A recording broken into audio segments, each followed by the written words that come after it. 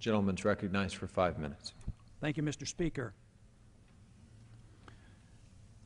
I rise this evening to announce that I introduced some legislation today dealing with the calamity that we have found at our airports with TSA. Something has to be done.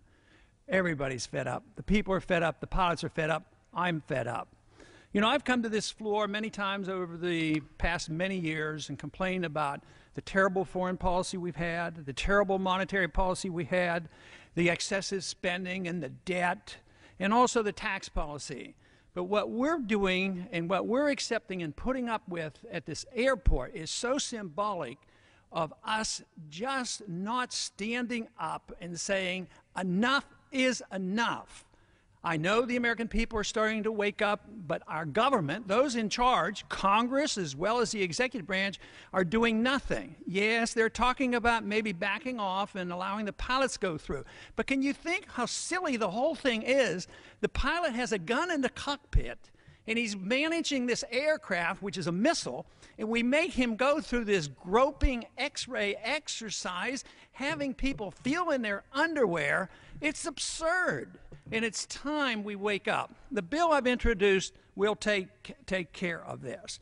But we have to realize that the real problem is that the American people have been too submissive. We have been too submissive. It's been going on for a long time, and this was to be expected even from the beginning of the TSA, and it's deeply flawed. Private property should be protected by private individuals, not bureaucrats. But the bill that I've introduced will take care of it. It's very simple. It's one paragraph long. It removes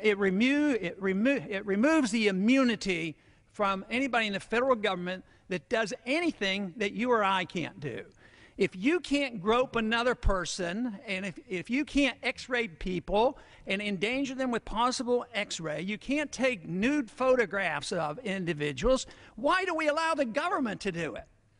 We would go to jail if an individual, he'd be immediately arrested if an individual citizen went up and did these things, and yet we just sit there and calmly say, oh, they're making us safe.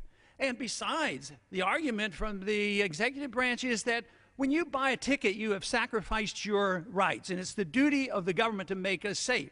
That isn't the case. You never have to sacrifice your rights. The duty of the government is to protect our rights, not to use them and do what they have been doing to us.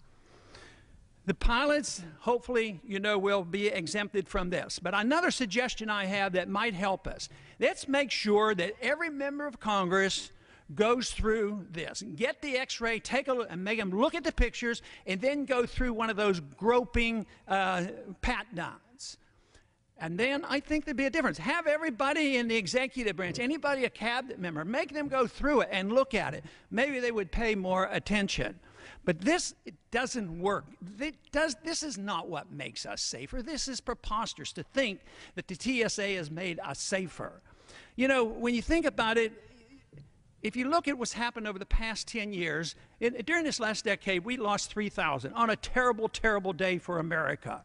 But since that time, in this last decade, we have also lost 6,000 of our military personnel going over there and trying to rectify this problem. We have lost 400,000 people on our government-run highways. We have lost 150,000 individuals from homicides.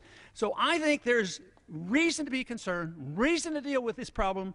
We're not dealing with it the right way. We're doing the wrong thing. And groping people at the airport doesn't solve our problems. What has solved our problems basically has been that they put a good lock on the door and they put a gun inside the cockpit.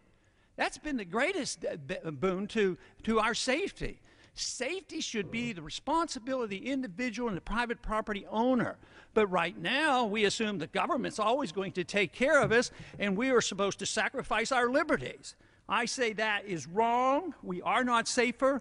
And we also know there are individuals who are making money off this. Michael Chertoff. I mean, here's a guy that was the head of the TSA selling the equipment. And the equipment's questionable. We don't even know if it works, and it may well be dangerous to our health. You know, the way I see this, if this doesn't change, I see what has happened to the American people is we have accepted the notion that we should be treated like cattle. Make us safe, make us secure, put us in the barbed wire, feed us, fatten us up, and then they'll eat us. And we're a bunch of cattle, and we have to wake up and say, we've had it. I think this whole idea of an opt-out day is just great. We ought to opt out and make the point, get somebody to watch it, take a camera. It's time for the American people to stand up, shrug off the shackles of our government at TSA, at the airports.